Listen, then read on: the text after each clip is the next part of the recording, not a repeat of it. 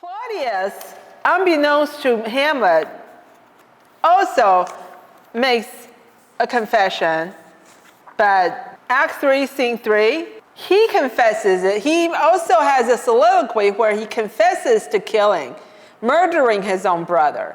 But Hamlet isn't there. And once Hamlet comes in, he's already ended his confession. So Hamlet doesn't hear that part.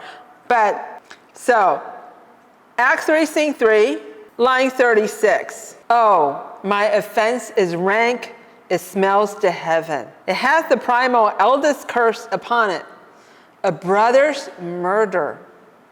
Pray can I not, though inclination be as sharp as well. My stronger guilt defeats my strong intent. And like a man to double business bound, I stand and pause where I shall first begin and both neglect. What if this curse at hand were thicker than itself with brother's blood? Is there not rain enough in the sweet heavens to wash it white as snow? Whereto serves mercy but to confront the visage of offense? And what's in prayer but this twofold force? To be forestalled ere we come to fall, or pardoned being down. Then I'll look up. My fault is past, but oh, what form of prayer can serve my turn? Forgive me my foul murder? That cannot be, since I am still possessed of those effects for which I did the murder, my crown, my own ambition, and my queen. May one be pardoned and retain the offense in the corrupted currents of this world. Offense's gilded hand may shove by justice, and oft to sing the wicked prize itself, buys out the law, but 'tis not so above. There's no shuffling, the action lies in his true nature, and we ourselves compelled even to the teeth and forehead of our faults to give in evidence. What then? What rest? Try what repentance can, what can it not, yet what can it when one cannot repent? O wretched state, O bosom black as death, O limed soul that struggling to be free are more engaged. Help angels make essay, bow strong knees, and heart with strings of steel. Be soft as sinews of the newborn babe, all may be well. So he confesses to his crime, but he says, look, there's no way I could be forgiven, because to be forgiven by God for murder, you have to get rid of the benefits that you got from the crime. The whole point of murdering the brother is to get the king's job, right? To get the power and to get the glory and the dignity of ruling the country, and to get his wife, right? And to do politics like I want to. So I still have all these things. And so there's no way I could be forgiven. Because theologically, for Christians theologically, the only way you could be forgiven is you no longer have the good things that come with the murder, that come with the crime. I still have them. So Claudius says, forget it. I'm guilty. So go on, it's okay. I deal with it. So notice, Claudius is not a man who lives in the past. He wants to go forward. He knows he has committed a deadly crime, a deadly sin, really.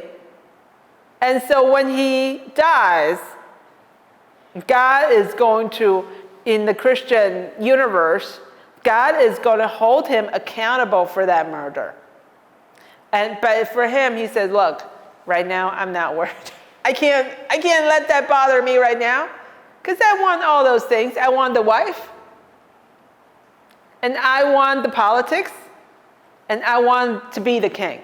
So that's it. So he's fairly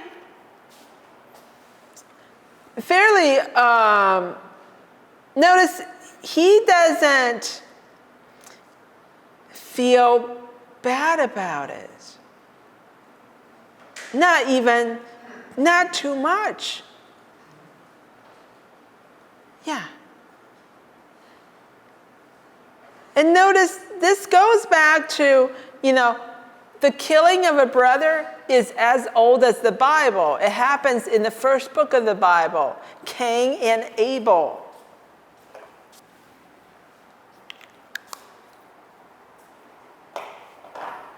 So it is a horrible, horrible crime for Christians because it's the first murder in the Bible. The first murder in the Bible is a man killing his brother. And so why is it terrible? Because it goes back to then what God tries to impress upon human beings. Don't do that. And also it goes back to the idea that when you kill another human being, that human being is your brother. So murder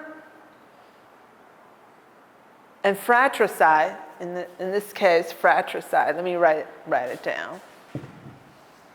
Fratricide, killing of a brother, is one of the worst murders you could have.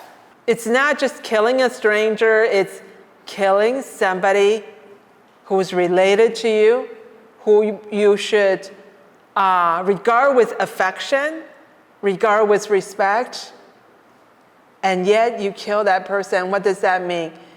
Regard with affection and respect means the natural way to relate to your brother is to respect your brother and to like your brother and to do the best by your brother.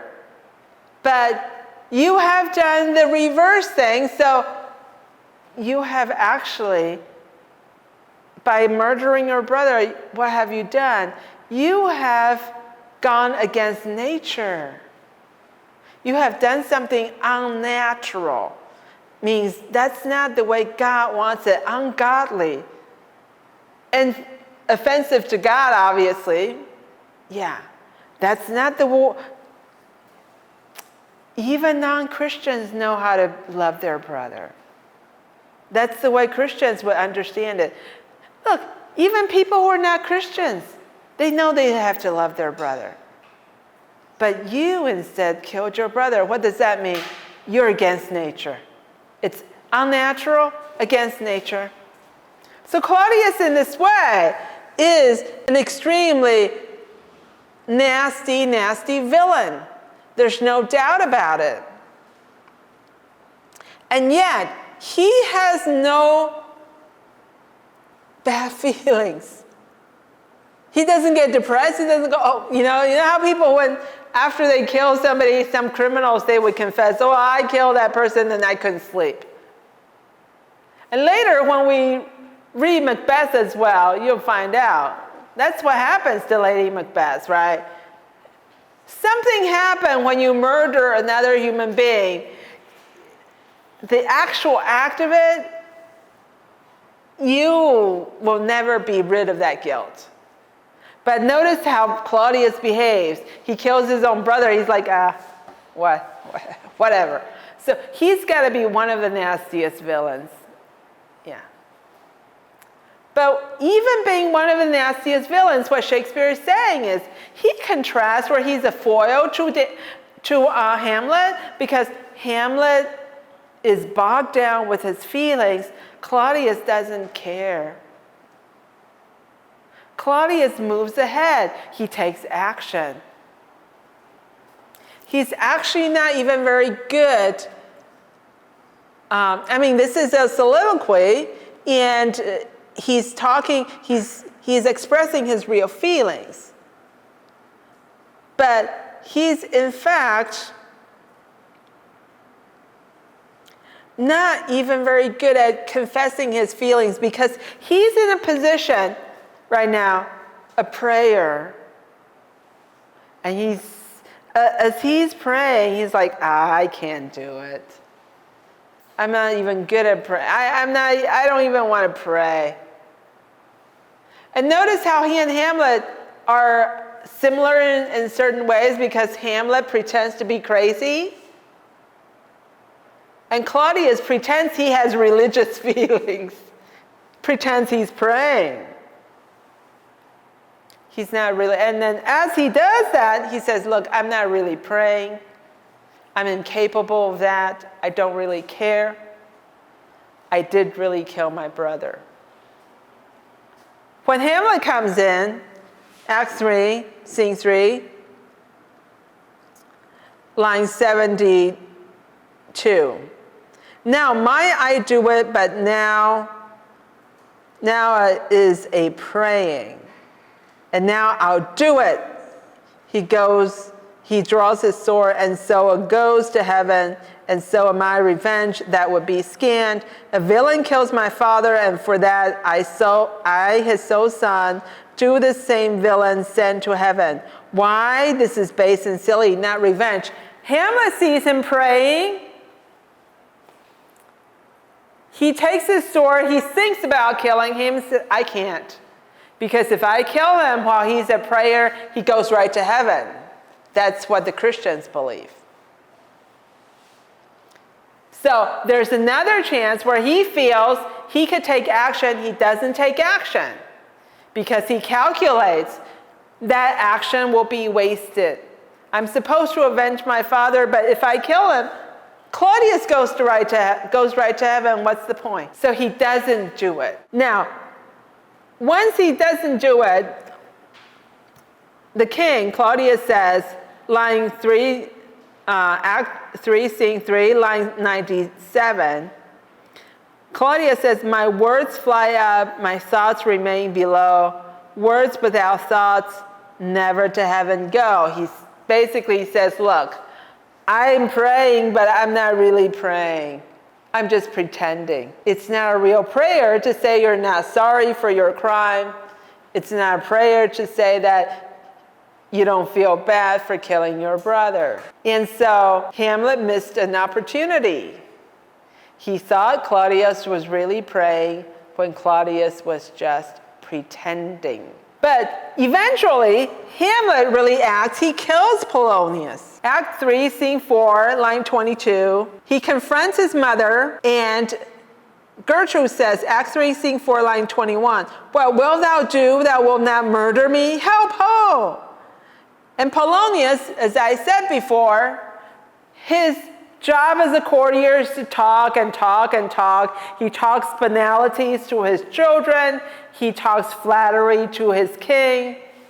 And even here, trying to be the spy, hiding behind the curtain, really, the tapestry. He can't keep his mouth shut either. So because he cannot keep his mouth shut, he gets killed. Right? He says, what hope, help?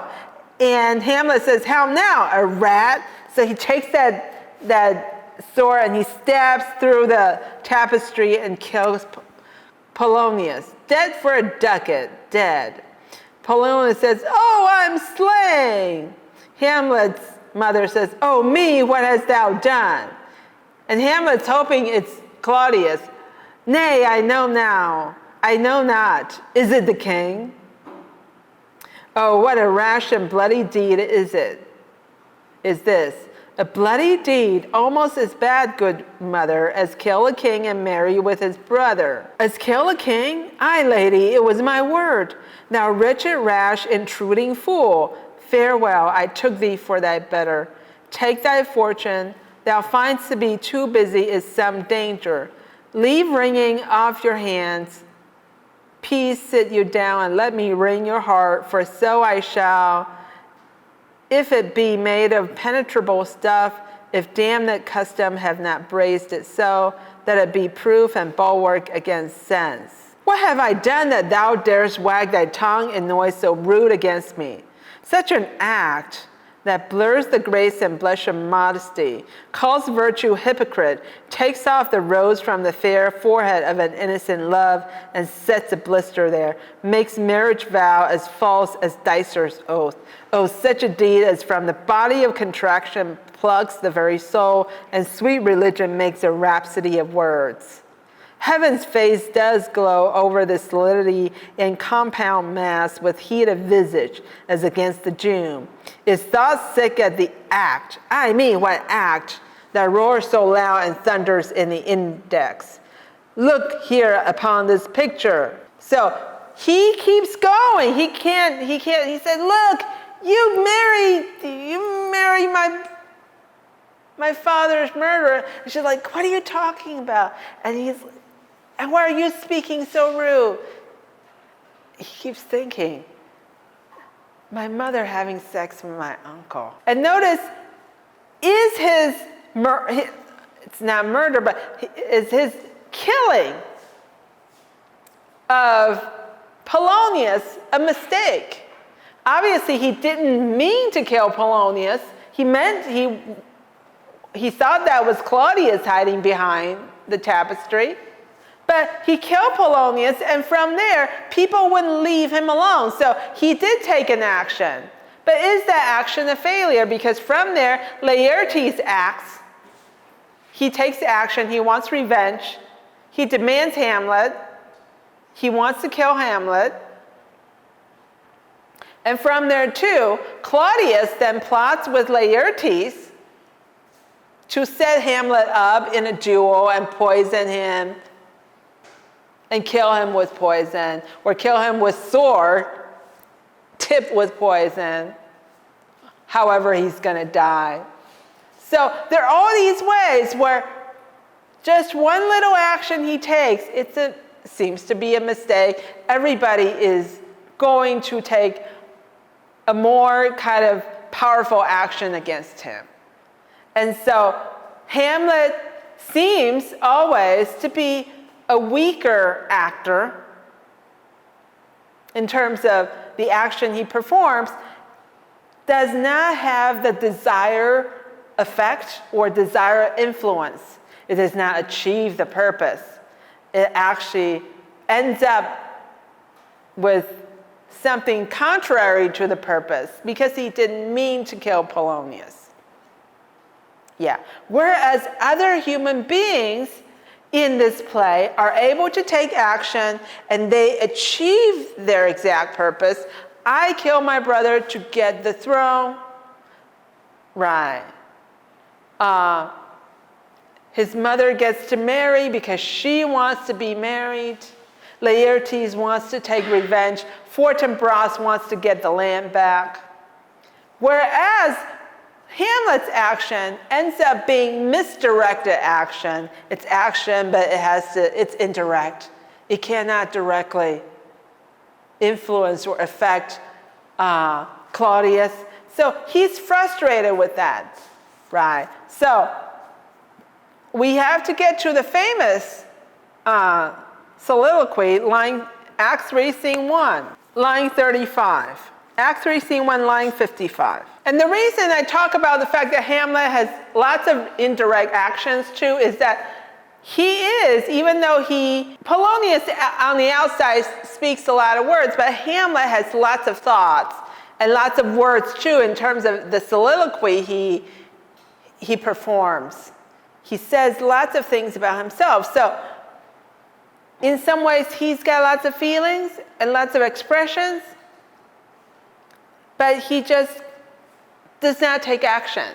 So Shakespeare, again, he is asking us to understand that there is a difference between words and action. Or is there a difference between words and action? Hamlet is a ferociously intellectual character. And so he's capable of thinking lots of thoughts, but the actions, he doesn't produce much action. So Act 3, Scene 1, line 55, to be or not to be, that is the question. So what is the question that to be or not to be? He's thinking about killing himself. To be means like to go on, to be around, like to exist or not to exist. There can be, it's still fairly early in the English language in the 17th century, so maybe there's no difference yet, but later in modern English, there's a difference. To exist, to be, to live, these are actually philosophically, if you ask the philosophy professors, they would know, these are actually technically, philosophically different categories. Being, existing, living, because to exist doesn't mean you're an animal, you physically exist, but that doesn't mean that you are being, as you are, and to live. So these are different concepts. But for Hamlet, in this particular soliloquy, this particular character, the meaning is obvious.